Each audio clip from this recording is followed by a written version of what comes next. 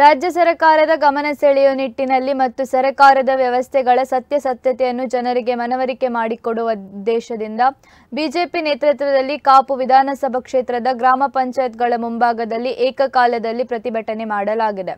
ಆದರೆ ಮಾಜಿ ಸಚಿವ ವಿನಯ್ ಕುಮಾರ್ ಸೊರಕೆ ಅವರು ತನ್ನದೇ ಪಕ್ಷದ ಸರ್ಕಾರದಲ್ಲಾಗುತ್ತಿರುವ ಆಡಳಿತ ದೋಷಗಳ ಸರ್ಕಾರದ ಗಮನಕ್ಕೆ ತಂದು ಸರಿಪಡಿಸುವುದನ್ನು ಬಿಟ್ಟು ಸತ್ಯದರ್ಶನ ಎಂಬ ಹೆಸರಿನಲ್ಲಿ ಪಂಚಾಯತ್ಗೆ ತೆರಳಿ ತಮ್ಮದೇ ಸರ್ಕಾರದ ವಿರುದ್ಧ ಪ್ರತಿಭಟಿಸುತ್ತಿರುವುದು ಹಾಸ್ಯಾಸ್ಪದವಾಗಿದೆ. ಇದು ಅವರ ಅಸಹಾಯಕತೆಯನ್ನು ಎತ್ತಿ ತೋರಿಸುತ್ತಿದೆ ಎಂದು ಬಿಜೆಪಿ ಜಿಲ್ಲಾಧ್ಯಕ್ಷ ಕುತ್ಯಾರ್ ನವೀನ್ ಶೆಟ್ಟಿ ಹೇಳಿದ್ದಾರೆ.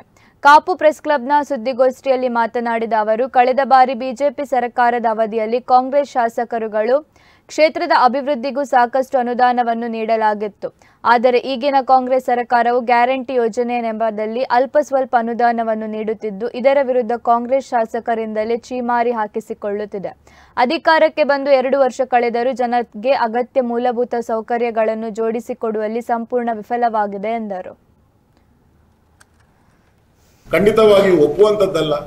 ಮತ್ತೆ ಜನ ಜಾಗೃತಿಯಲ್ಲಿದ್ದಾರೆ. ಜನರಿಗೆ ಎಲ್ರಿಗೂ ಸ್ಪಷ್ಟವಾಗಿ ಗೊತ್ತಿದೆ ನಾವು ಏನು ಬಿಜೆಪಿ ವಿರುದ್ಧ ಏನು ಹೇಳಿದ್ರು, ಬಿಜೆಪಿ ಏನು ಮಾಡ್ತಾ ಇದೆ, ಇಲ್ಲಿ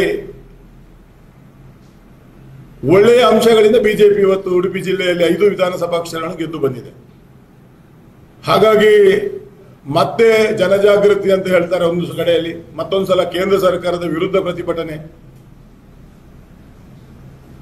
ಶಿರ್ವಾ ಪಂಚಾಯತ್ನಲ್ಲಿ ಒಂದು 100 ಜನ ಸೇರಿದರೆ ಅದೇ 100 ಜನ ಕರ್ಕೊಂಡೋಗಿ ಮುದ್ರಗಡಿ ಪಂಚಾಯತ್ ಎದುರು ಧರಣಿ, ಅದನ್ನೇ ಅವರೇ ಪುರಸಭೆ ಎದುರಲ್ಲಿ ಧರಣಿ.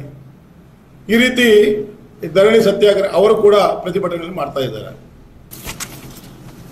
ಈ ಕಾಪು ವಿಧಾನಸಭಾ ಕ್ಷೇತ್ರದಲ್ಲಿ ವಿನಯ್ ಕುಮಾರ್ ಸೊರಕೆ ಅವರ ಈ ಒಂದು ಪ್ರಹಸನ ಏನಿದೆ ಅದು ಅವರು ನಿಲ್ಲಿಸಬೇಕು.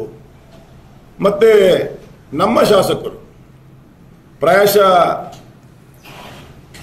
ವಿರೋಧ ಪಕ್ಷದ ಶಾಸಕರಾಗಿಯೂ ಒಬ್ಬರು